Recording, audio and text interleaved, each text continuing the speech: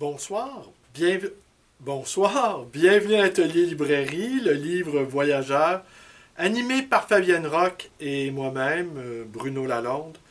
Nous sommes à Montréal le 2 février. 2 février, c'est la Chandeleur, cette fête christique où il est d'usage de faire des crêpes et en tenant une pièce de monnaie dans les mains, je pense, ou de faire voler la crêpe, afin que l'année nous apporte la prospérité. C'est également une fête que l'on dit des Lumières. Et l'usage veut également que l'on puisse se souhaiter la bonne année jusqu'à la Chandeleur sans craindre le ridicule.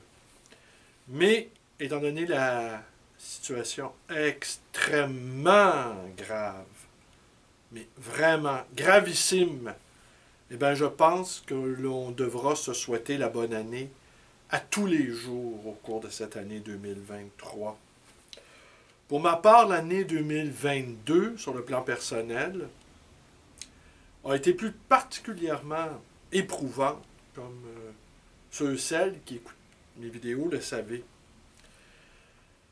Et après avoir perdu ses parents, ses deux parents, il arrive que maintenant, en fait, on se retrouve à porter seul le poids de sa propre enfance. C'est une expérience troublante qui fait partie du processus de l'existence. Ce n'est pas un drame. Les drames, c'est ce qui survient.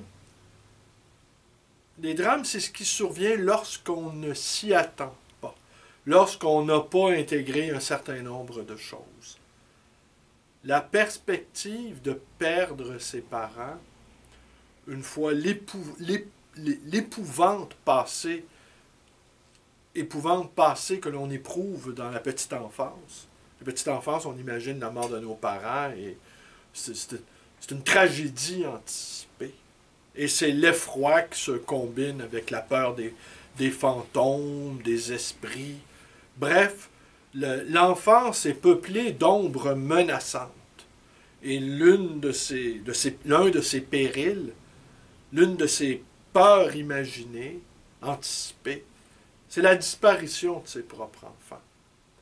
Mais lorsqu'on atteint, non pas le grand âge, parce que rarement atteignons-nous le grand âge et avons le chagrin de perdre ses parents. Mais disons, je dirais même pas le début d'une maturité. Dès la trentaine, dès la petite trentaine, nous devons d'assimiler par avance la perte de ses parents.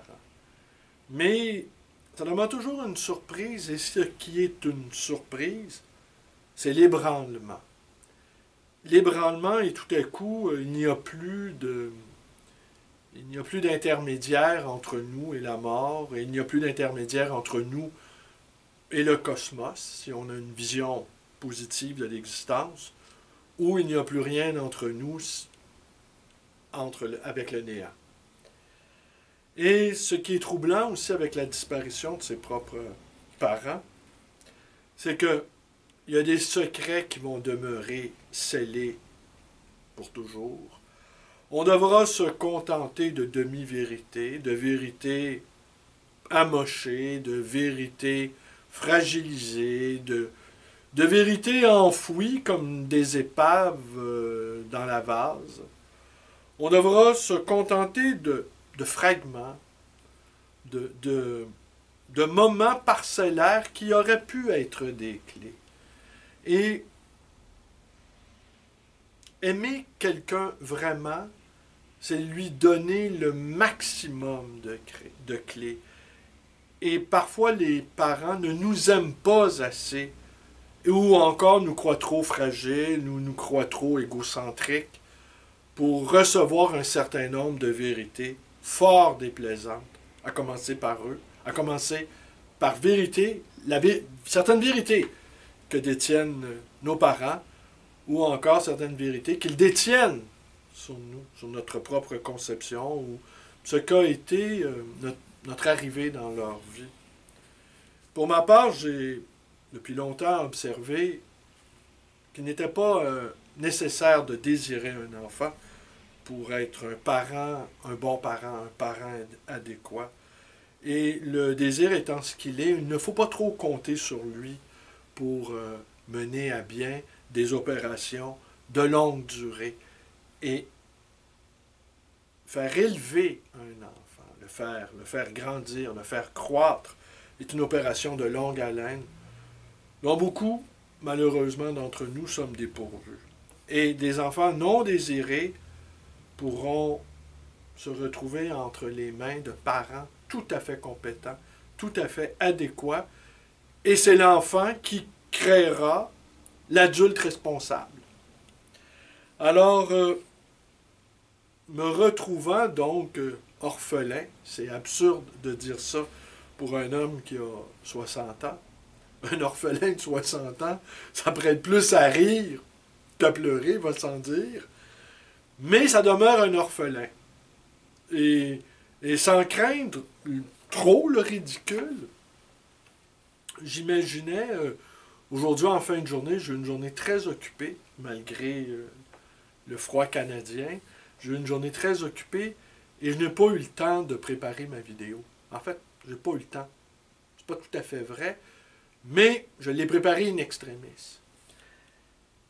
Et je me posais la question, voilà, question toute bête. Si jamais j'avais eu à rencontrer le jeune homme que j'ai été, disons à 20-21 ans, si aujourd'hui j'avais en face de moi ce jeune homme-là, tel que j'étais,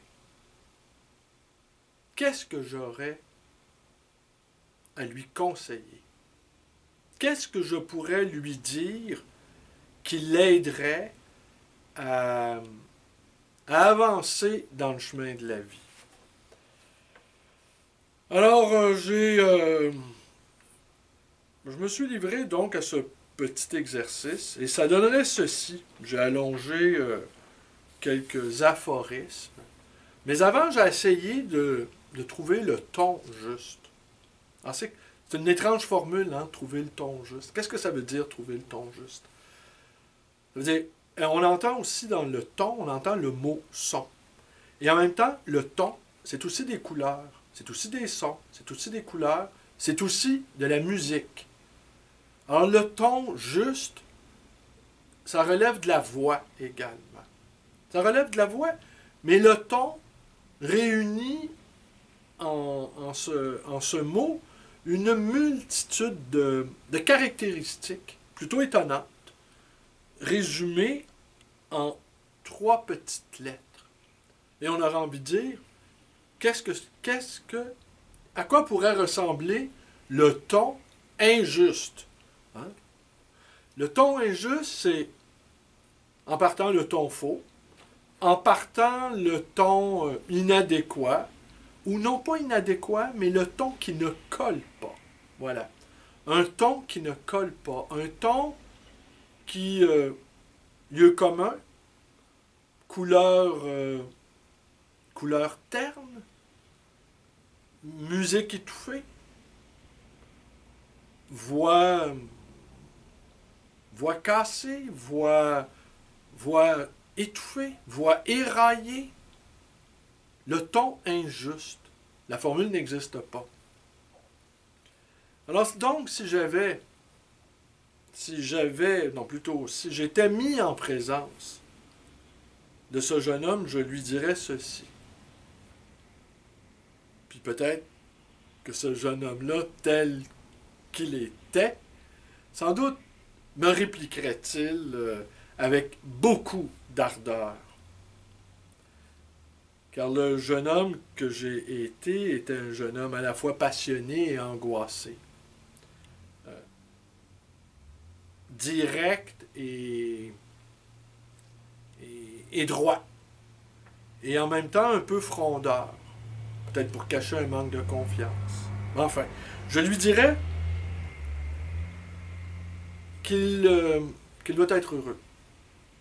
Mais que le courage... En fait, qu'il doit être heureux, mais qu'être heureux, c'est une question de courage.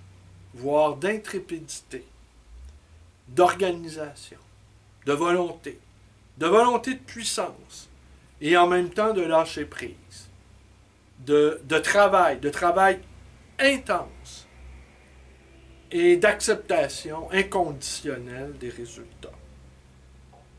Je lui dirais aussi que de devenir heureux, c'est la tâche la plus importante qui lui incombe, et que même s'il peine à être heureux pour lui-même, par élégance, par beauté du geste, par hygiène même, il doit être heureux pour les autres, de ne pas indisposer les autres avec son mal-être, sa difficulté de vivre, ses difficultés d'exister, de faire son chemin dans le monde, d'être heureux pour les autres. S'il peine, d'abord être heureux pour lui-même. En apprenant à être heureux pour les autres, il va se forger des habiletés qui lui serviront sans doute quand le moment venu, il décidera aussi d'être heureux pour lui-même. Je lui dirais aussi qu'il y a une part d'innocence dans notre existence. Et cette part d'innocence, c'est celle où nous sommes impuissants, où des drames surviennent dans notre existence, où la vie bousille les plans faits sur la comète, que l'innocence, c'est ce qui nous arrive involontairement. Et encore là, sans doute, je lui conseillerais encore le courage, qui demeure la qualité cardinale d'une existence. Je lui dirais aussi, personne ne se lève le matin en disant « Je suis le monde ». Mais tout le monde se lève en se disant « Le monde, il est là, devant moi ». Parce que le jeune homme que j'étais parlait beaucoup du monde. « Ah, le monde, c'est comme ci. Ah, le monde, c'est comme cela. » Mais personne n'incarne le monde. Le monde, c'est toujours les autres.